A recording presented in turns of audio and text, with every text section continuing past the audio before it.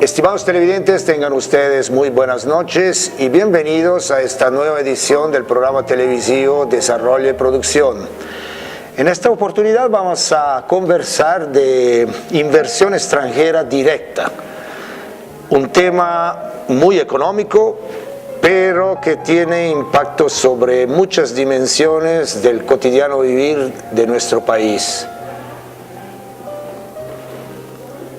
Lo hacemos a partir de una investigación que se ha concluido y que llevaba como tema determinantes de la inversión extranjera directa en Bolivia entre los años 1990 y 2015, particularmente viendo el impacto de los recursos naturales. Nos ayuda a comprender este tema Alejandra Saravia López. Ella es máster en Economía, es investigadora del Instituto de Estudios Sociales y Económicos IESE de la Facultad de Ciencias Económicas de la Universidad Mayor de San Simón. Muy buenas noches, Alejandra. Gracias por estar en el programa. Buenas noches, Silvano, y muchas gracias por la invitación. Ya bastante tiempo que queríamos hacer esto y feliz pues de tener esta oportunidad de compartir esta investigación con todo el público.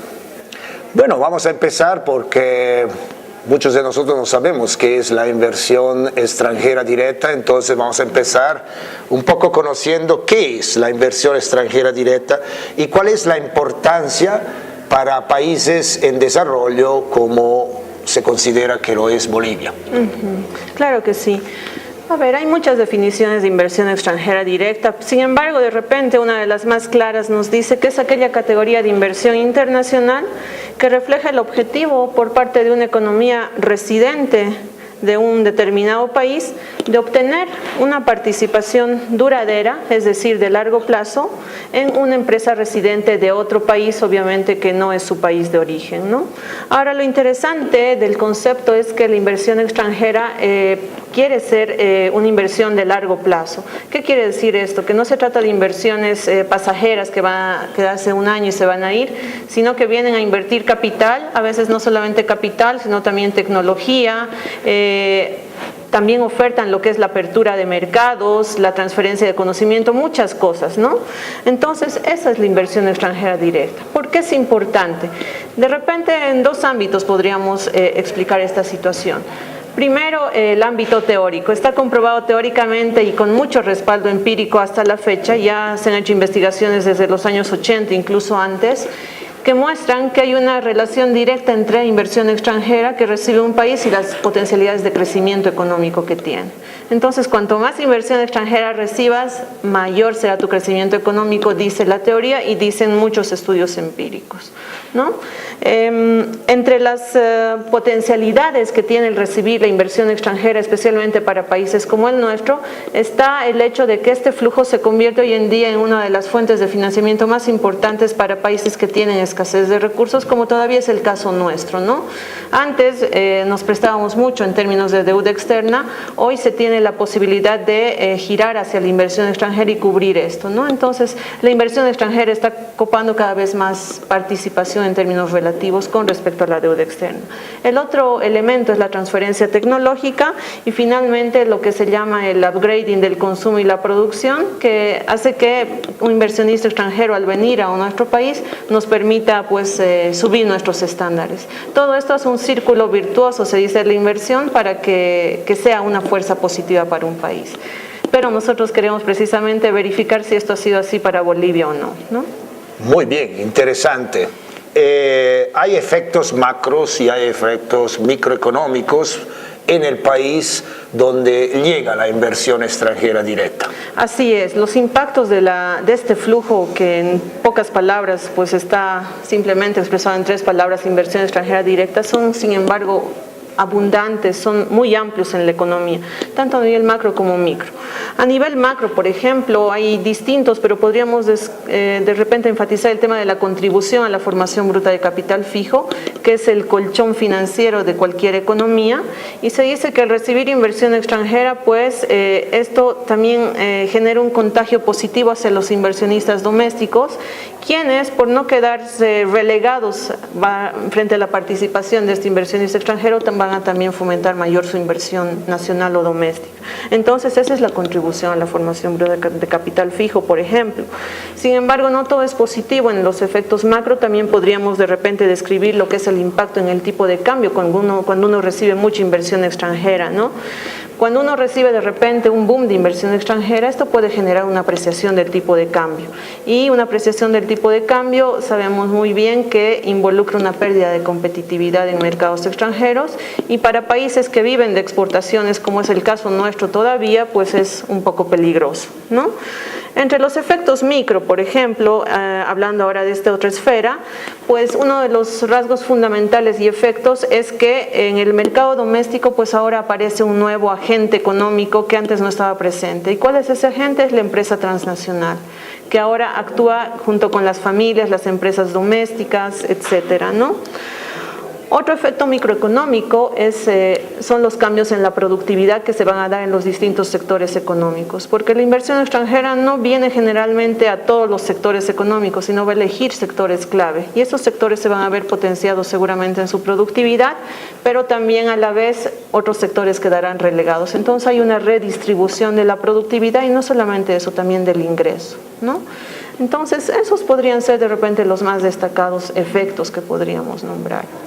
¿Y cuáles serán los motivos que un poco inducen a un inversionista extranjero a decidir invertir, por ejemplo en nuestro país, pero podría ser en otros países?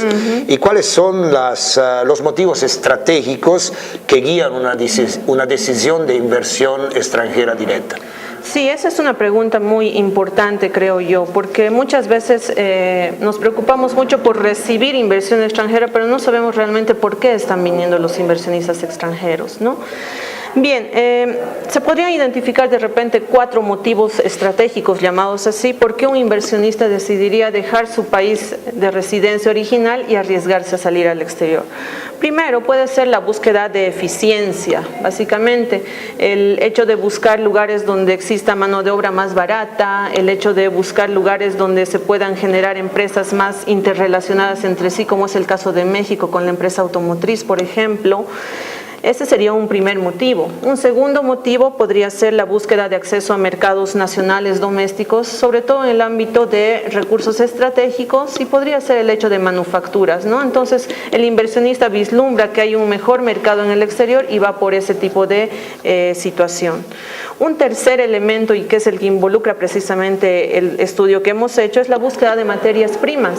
Materias primas entendidas simplemente como recursos naturales sin mayor valor agregado. Entonces, los inversionistas también observan dónde, en qué lugares geográficos existe una abundancia de estos recursos que ellos no tienen, obviamente con el fin de buscar una rentabilidad de su inversión, ¿no? Un caso muy emblemático es el chileno con el caso del cobre, ¿no? Y finalmente, la búsqueda también de acceso a mercados nacionales o locales en el ámbito de servicios, que está subiendo bastante en los últimos años, especialmente en el ámbito financiero y telecomunicaciones, ¿no? Esos serían los motivos, ¿no? Muy bien.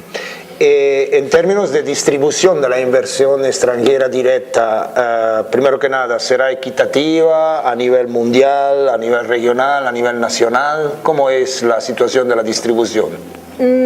Bueno, la situación de la distribución es bastante curiosa, podríamos decir. Si hacemos un análisis en términos relativos, del 100% de inversión extranjera, por ejemplo, que ha recibido el mundo y que ha generado el mundo entre, por ejemplo, el 2006, hablando del último periodo, al 2015, alrededor y en términos promedio del 50-54% lo concentran los países desarrollados. Se sabe que el 45%, 43% lo tienen los llamados países en desarrollo, y el restante 7% más o menos lo tienen las economías en transición.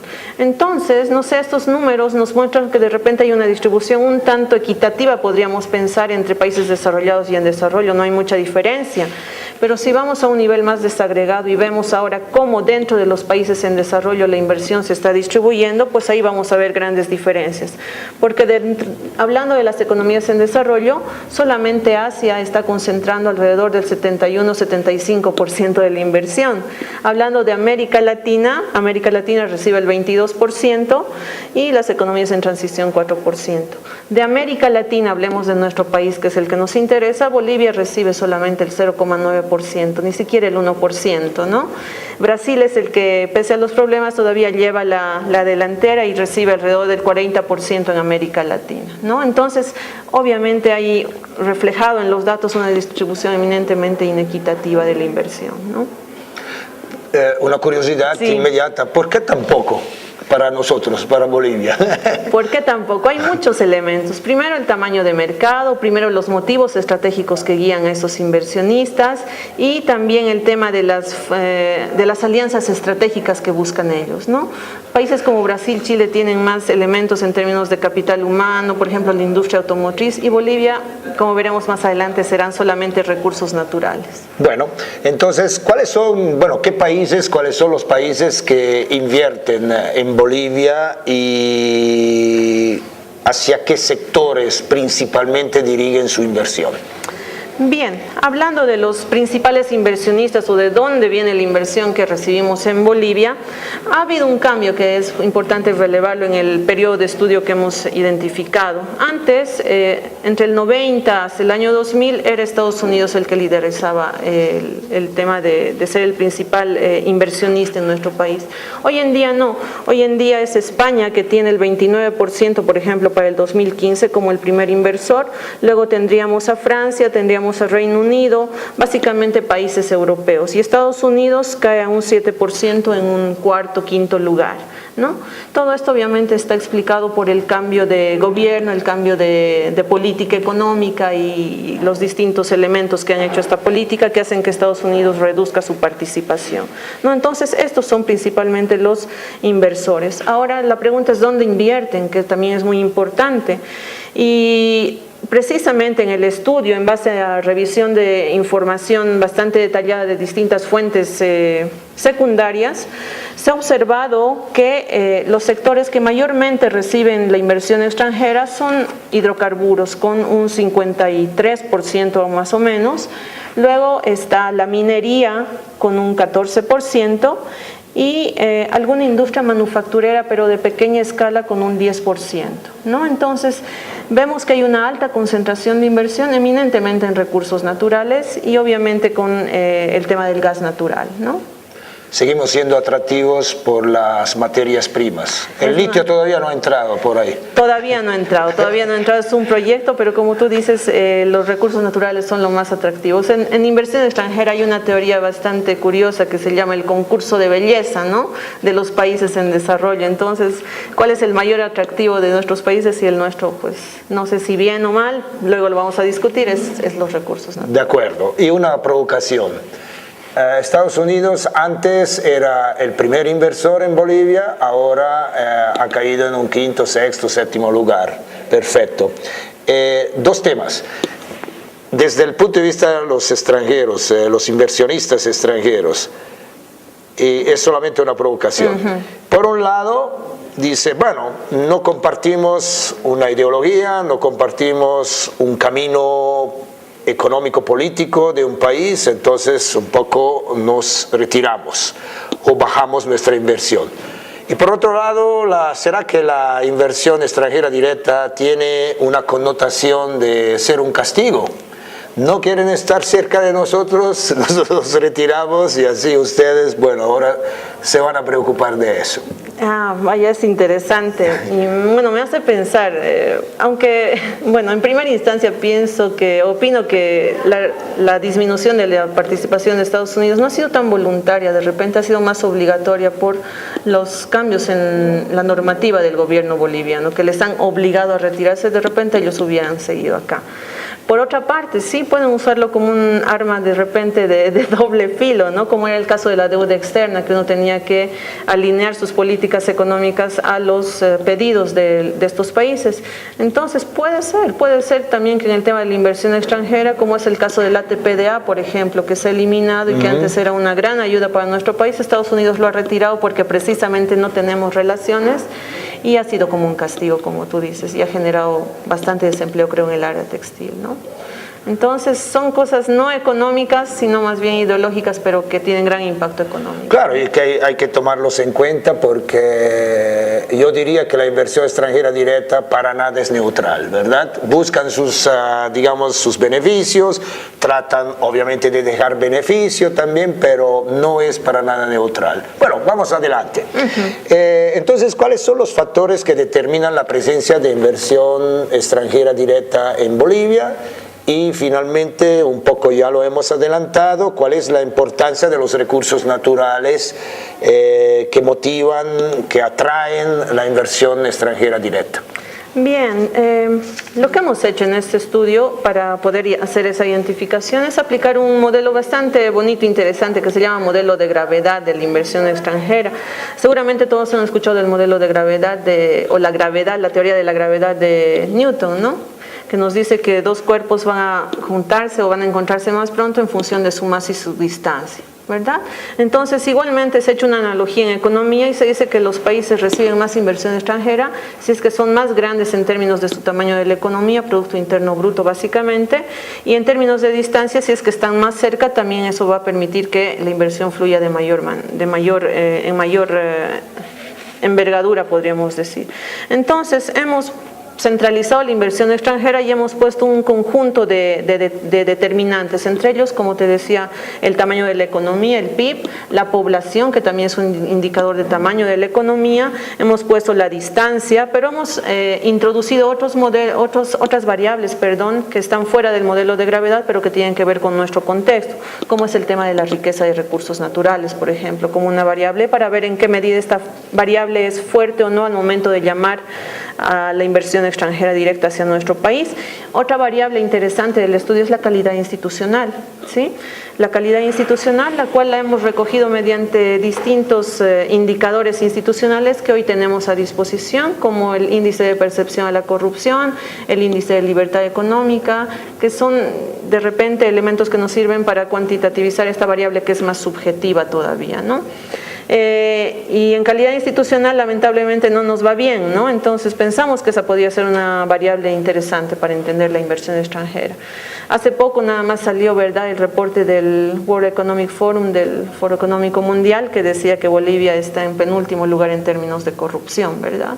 Entonces, es una variable relevante definitivamente. Bueno, hemos jugado con estas variables y hemos llegado a una conclusión con respecto a los principales determinantes de la presencia de inversión extranjera en nuestro país.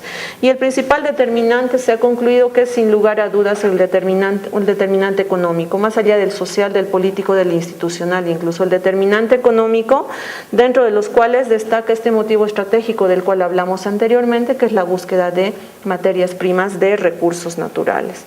Entonces, lo interesante de este estudio es, de repente, que la calidad institucional también se ha visto que es una variable relevante, pero los resultados son un tanto mixtos. Hemos corrido distintos modelos econométricos y en algunos modelos la variable es significativa, en otros no. ¿Qué quiere decir esto? Que no podemos ser concluyentes. Pero eso no sucedió con recursos naturales. Recursos naturales sí es una variable preponderante y mucho más preponderante que las otras que he nombrado anteriormente. Entonces, definitivamente es la variable que atrae a la inversión extranjera. Al inversionista podríamos decirle que no le genera mucho problema el tema de la calidad institucional. El inversionista va a ver las formas de ingresar al país y de participar, como el caso, por ejemplo, de los inversionistas chinos que últimamente están ingresando al país de formas bastante curiosas, pero que están presentes.